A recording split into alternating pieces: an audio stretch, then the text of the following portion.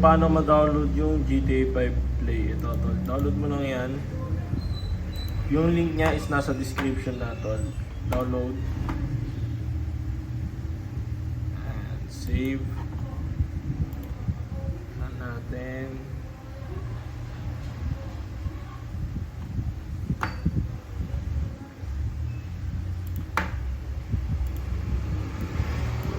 Open natin yung GTA 5 natin.